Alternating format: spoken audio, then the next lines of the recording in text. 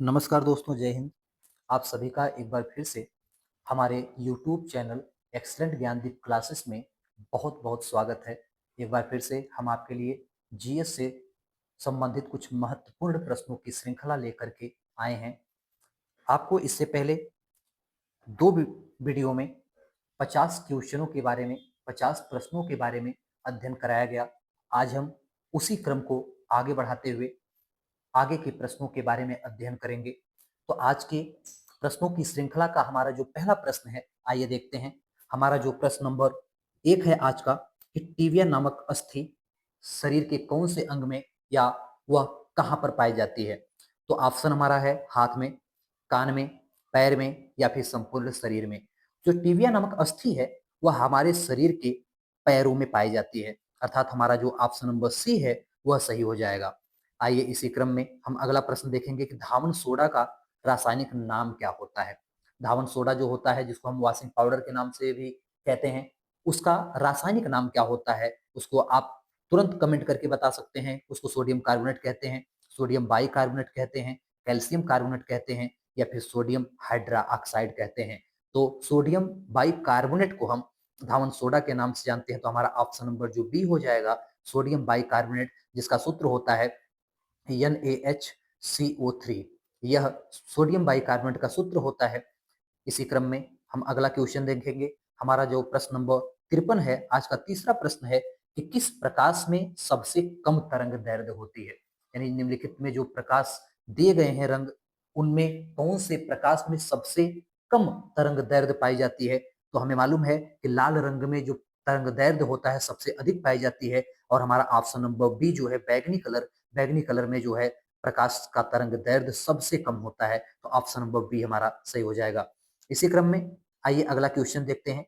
प्रश्न है कि बर्फ के घनत्व की तुलना में पानी का घनत्व होता है, यानी बर्फ जो होता है उसका घनत्व की तुलना में जो पानी का घनत्व क्या होता है? कम होता है या फिर ज्यादा होता है या फिर दोनों एक बराबर होते हैं या फिर इनमें से कोई नहीं? तो हमें मालूम है कि बर्फ का जो घनत्व होता है वह पानी की तुलना में कम होता है। उसी प्रकार से पानी का घनत्व जो होता है बर्फ की तुलना में क्या हो जाएगा? अधिक हो जाएगा। तो ऑप्शन नंबर हमारा बी जो है वह सही होगा। इसी क्रम में हम अगला क्वेश्चन देखेंगे कि तापमान को मापने की एसआई इकाई क्या होती है?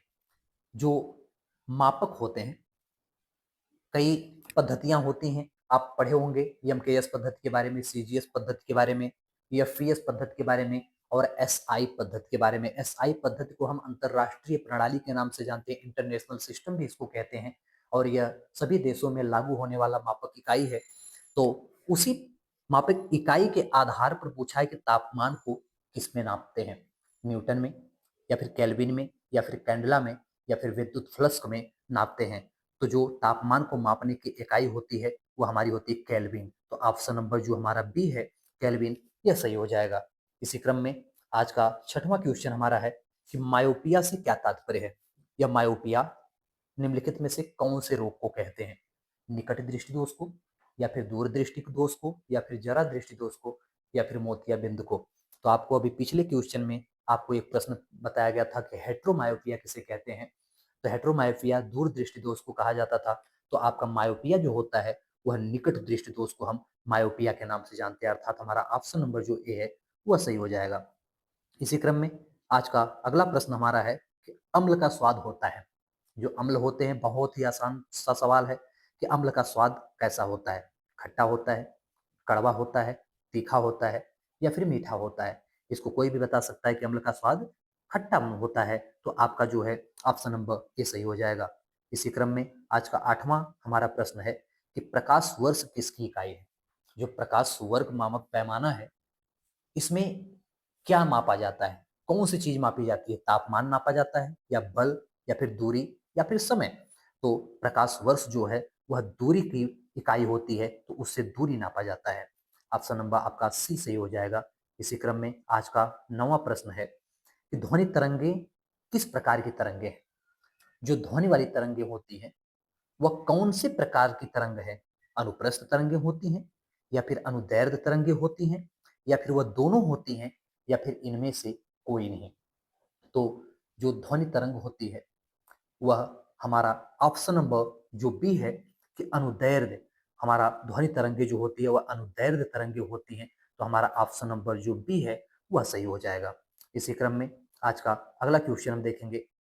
क्वेश्चन नंबर आज का 10वां और हमारा 60वां प्रश्न है कि मानव रक्त का पीएच मान कितना होता है। पीछे वाले वीडियो में भी ये क्वेश्चन आपको मिला था, ये रिपीट ये क्वेश्चन का है। तो पीएच मान जो है आपको बताया गया था कि 7.4 जो है मानव का पीएच मान होता है रक्त का। इसी क्रम में अगला क्वेश्चन देखेंगे। आज का 11वां प्रश्न कि ओजोन परत वायुमंडल की कौन से मंडल में पाई जाती है। ओजोन परत वायुमंडल के कौन से मंडल में पाया जाता है। क्वेश्चन थोड़ा सा आप सही कर लीजिएगा। तो ओजोन परत वायुमंडल के कौन से मंडल में पाया जाता है, तो इसका ऑप्शन नंबर हमारा जो है सी हो जाएगा। समताप मंडल में जो है ओजोन परत पाई जाती है। इसी क्रम में आज का जो है 12वां क्वेश्चन, क्वेश्चन नंबर हमारा 62 है कि समुद्र की गहराई किसमें मापा जाता है। समुद्र की गहराई को हम कौन से मापक से, कौन से पैमाने से नापते हैं। हाइड्रोपोमीटर से, या हाइड्रोमीटर से, या किलोमीटर से, या फिर फैदोमीटर से। कौन से मीटर से जो है हम समुद्र की गहराई को मापते हैं या गहराई को मापा जाता है। तो हमारा जो ऑप्शन नंबर डी है, फैदोमीटर से समुद्र की गहराई को मापा जाता है। इसी क्रम में आज का 13वां क्वेश्चन हमारा है कि मोटर वाहन के पीछे का दृश्य देखने के लिए लगा दर्पण होता है। गाड़ियों में, कारों में पीछे के दृश्य को, बाइक में पीछे के दृश्य को देखने के लिए जो कांच प्रयुक्त होता है, जो दर्पण प्रयुक्त किया गया होता है, वह कौन सा दर्पण होता है।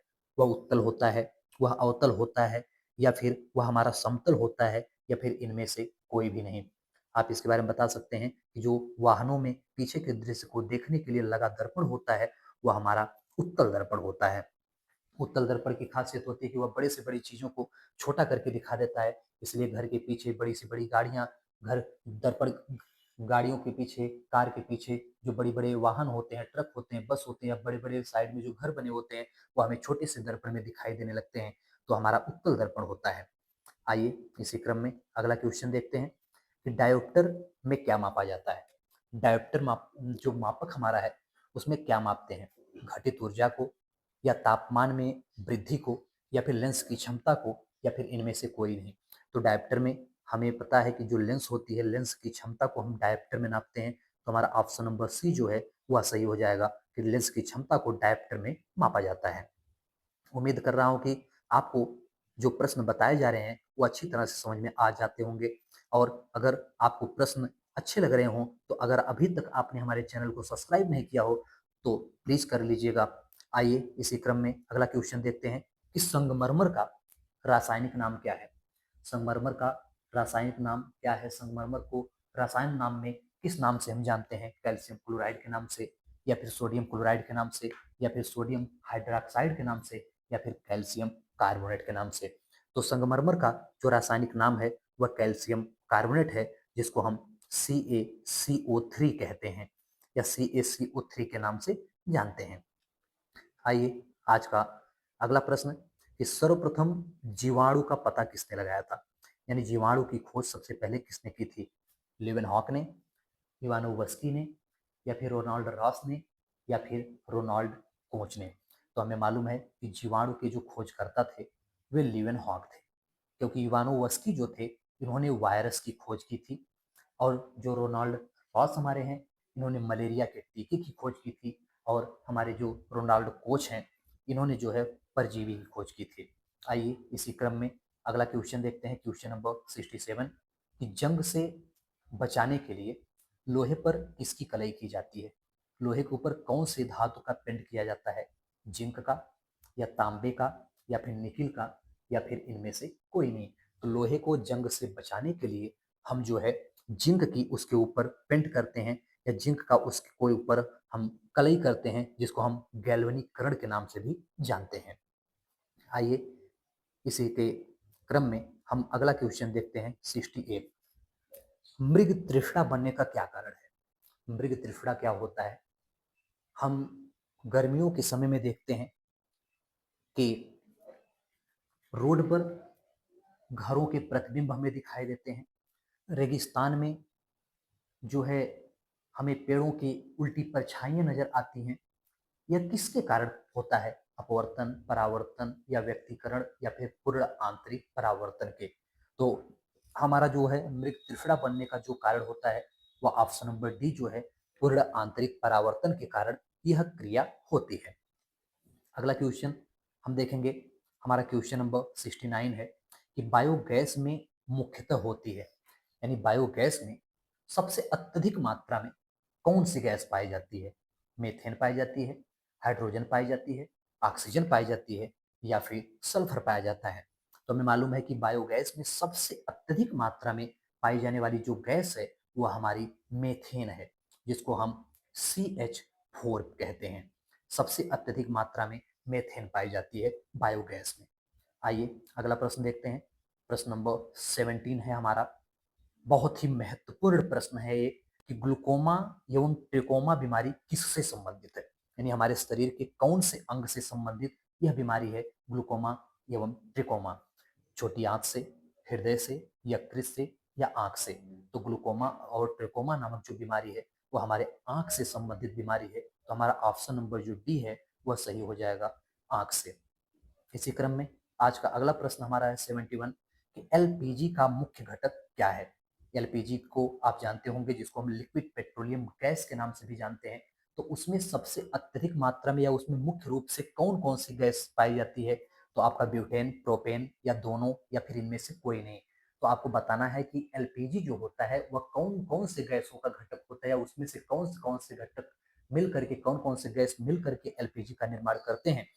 तो जो आपका ब्यूटेन होता है और जो प्रोपेन होता है, यह संयुक्त रूप से दोनों जो हैं एलपीजी में पाए जाने वाली जो हैं गैस हैं। अर्थात हमारा जो ऑप्शन नंबर सी है कि उपर्युक्त दोनों, वह हमारा ऑप्शन नंबर सी सही हो जाएगा कि उपर्युक्त दोनों, क्योंकि एलपीजी में, लिक्विड पेट्रोलियम गैस में ब्यूटेन और प्रोपेन दोनों गैसें पाई जाती हैं। इसी क्रम में हमारा क्वेश्चन नंबर 72 है कि एस्कार्बिक अम्ल का रासायनिक नाम क्या है? एस्कार्बिक अम्ल को किस नाम से हम कहते हैं, या उसको रसायन नाम, किस विटामिन को हम एस्कार्बिक अम्ल के नाम से जानते हैं? विटामिन ए को या फिर बी को या फिर सी को या फिर डी को? तो एस्कार्बिक अम्ल, एस्कार्बिक का मतलब होता है खट्टा पदार्थ, और हमें पता है कि खट्टी पदार्थ जो है वह विटामिन सी में संचित होते हैं। अर्थात विटामिन सी हमारा हो जाएगा, जिसको हम एस्कार्बिक अम्ल के नाम से जानते हैं। इसी क्रम में आज का अगला क्वेश्चन हमारा क्वेश्चन नंबर 74 है कि क्वार्टर्ज का रासायनिक नाम क्या है? क्वार्टर्ज को रासायनिक नाम से या किस नाम से हम पुकारते हैं, कहते हैं, बुलाते हैं? तो क्वार्टर्ज का रासायनिक नाम, उसको सोडियम सिलिकेट या सोडियम ऑक्साइड या सोडियम क्लोराइड या फिर इनमें से कोई नहीं। तो क्वार्टर्ज का जो रासायनिक नाम होता है वह हमारा सोडियम सिलिकेट होता है। सोडियम सिलिकेट को ही हम क्वार्टर्ज कहते हैं। इसी क्रम में हम अगला क्वेश्चन देखेंगे। हमारा क्वेश्चन नंबर 74 है कि यकृत में कौन सा विटामिन संचित होता है? हमारा जो यकृत होता है, जिसको हम लीवर कहते हैं, हमारे शरीर की सबसे बड़ी ग्रंथि जो होती है, उसमें कौन सी विटामिन जो होती है वह पर्याप्त मात्रा में संचित होती है या वह संचित पाई जाती है? तो विटामिन बी, सी, ए या फिर विटामिन के? तो यकृत में संचित होने वाली जो विटामिन है वह हमारी होती है विटामिन ए। अर्थात हमारा ऑप्शन नंबर जो सी है वह सही हो जाएगा, क्योंकि यकृत में जो है विटामिन ए जो है वह संचित होती है। इसी क्रम में हमारा क्वेश्चन नंबर 75 है। आज का हमारा आखिरी प्रश्न है, चेचक नामक बीमारी किसके कारण होती है? जो चेचक नामक रोग होता है वह कौन से सूक्ष्मजीवों के द्वारा होता है?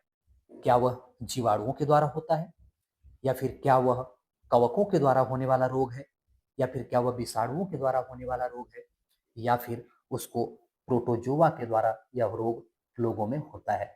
तो चेचक जो रोग होता है, हमें पता है कि यह वायरस से संबंधित रोग है। वायरस से होने वाला जो रोग है, तो यह वायरस को हम विषाणु के नाम से जानते हैं। अर्थात यह हमारा विषाणुओं से होने वाला रोग है। तो ऑप्शन नंबर हमारा सी है, विषाणु, तो यह हमारा सही हो जाएगा।